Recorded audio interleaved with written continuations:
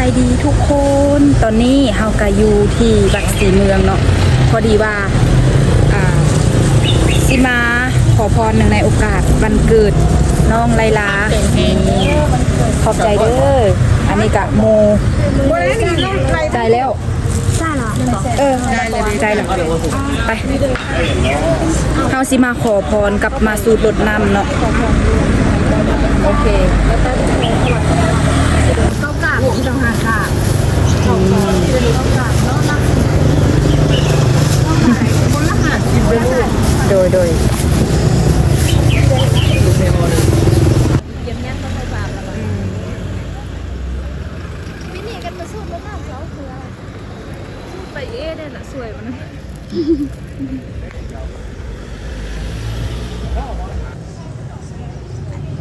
วัดศรีเมืองเด้อทุกคนเด้อ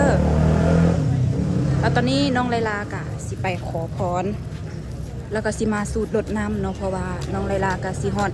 22 ปีแล้วนี่อันนี้บรรยากาศอยู่วัดเดี๋ยวทุกคนบักคนหลายเพราะว่าวัดศรีเมืองนี่ก็เป็นวัดหนึ่งที่มีชื่อเสียงของประเทศลาวเนาะแล้วก็เป็นวัดหนึ่งที่ศักดิ์สิทธิ์ว่าสั้นซะเด้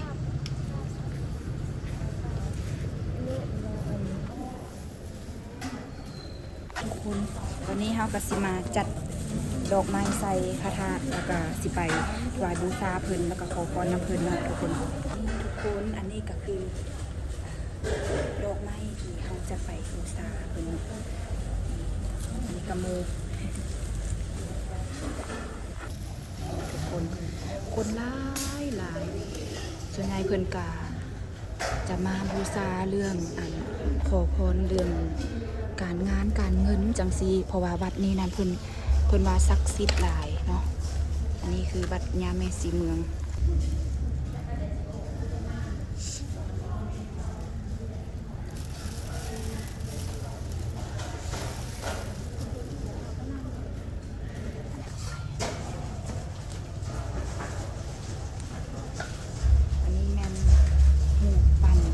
สีเมืองเด้อทุกคนตอนนี้ไลลาก็ไปขอพรไปแล้วเนาะอันนี้เด้อแต่ตัวนั้นก็เป็นอันคำใบคำกับใบแล้วก็อันนี้โมไลลา หลังจากที่ขอพรมาแล้วค่ะก็มาเซียมซีน้ำกันทุกคนตัวนี้จะเป็นบอลเซียงตีเนาะแล้วก็ตัวนั้นจะเป็นบอลยกเป็นแล้วก็ว่าอันนี้ถ้าผู้ใดมีบุญหลายสิยกขึ้นและตอนนี้เราก็จะมาเสี่ยงดวงด้วยการยกพระพุทธรูปเราจะทำการยกทั้งหมด3ครั้งนะคะครั้งที่1ขึ้นครั้งที่2ไม่ขึ้นและครั้งที่3ขึ้นนั่นก็แสดงว่าพรที่เราขอเป็นจริงค่ะคือน้องไลลาอยากจะบอกว่าศักดิ์สิทธิ์มากอันนี้คือความเชื่อส่วนบุคคลนะคะแต่ว่าน้องไลลายกครั้งที่2คือไม่ขึ้นจริงๆมันหนักมากทุกคนคือเราสามารถขอพรท่านได้ทุกอย่างค่ะแต่ยกเว้นนะคะทุกคนคือเรื่องความรักห้ามขอความรักเด็ดขาดเพราะย่าแม่ศรีเมืองท่านไม่ได้สมหวังกับความรักค่ะเพราะฉะนั้นแล้วถ้าใครขอเรื่องความรักไม่จากเป็นก็ต้องจากตายค่ะเชื่อส่วนบุคคลนะคะไม่เชื่ออย่าลบทุกคนแขนจนลุกแบบว่าอันโตเทียนเฮายกหั่นน่ะเฮาสิขอพรว่าปีนี้นี่เฮาสิเฮ็ดได้บ่ปีนี้นี่เฮาสิหาเงินหาคำได้บ่แบบว่าถ้าผู้ใดอยากได้อีหยังหั่นให้ขอเอาล่ะเพิ่นสิบอกว่าเฮาเฮ็ดได้หรือบ่ได้หั่นนะแต่ก็ตามเทียนเห็นหั่นแหละรายการยกขึ้นอยู่ตอนนี้สิไปซื้อน้ำมาถวายสังฆทานให้ยันกับวัดเพิ่นเนาะ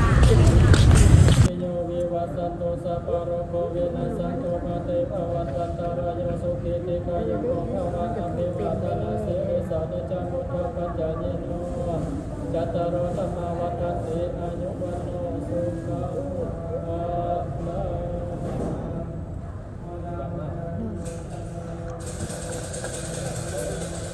ยังจะโคตรเสนาเป็นนันเป็นความเป็นเจ้าเป็นสิกาเป็นความรักจังหุตานิโสตนาโสโอปัปปะปะเตโสยะเตธรรมโจอายันติปัสสิโต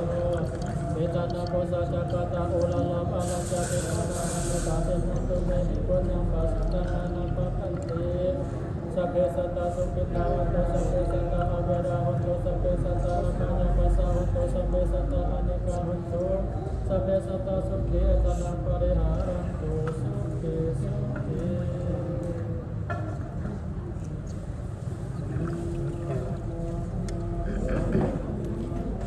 ตอนนี้เฮากะขอพรแล้วเนาะทุกคน อันนี้ก็คือวัดที่เฮาขอพร ต่อไปเฮากะสิไปอันฮะเด้อันนี้เป็นวัดสีเมืองเด้อทุกคนเด้อเฮาขอพรแล้ว ตอนนี้ต่อไปเฮากะสิไปสูดรดน้ำกัน เดี๋ยวเฮาไปเบิ่งอัน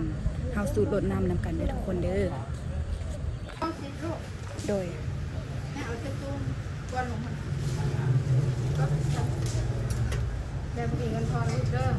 โดยเอาน้ำโอนึงว่ะ โดย น้ำโอมา โดย อันนี้ก็สิเป็นการแทกหัวแทกซอกเด้อทุกคน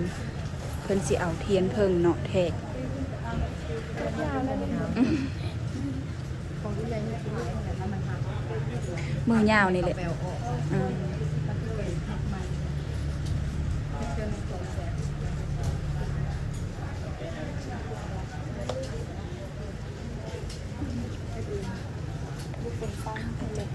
เสร็จแล้ว ไม่ได้เป็นของเจอละสอง จับให้เนี่ย ไปนิดนึงมันว่า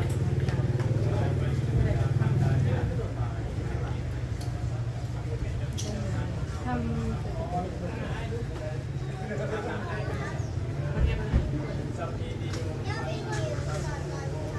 แล้วลูกเอาเงินเซนี่เลยเด้อบาท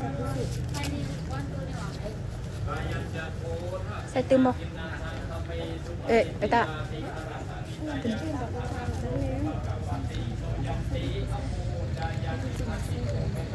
ได้ละ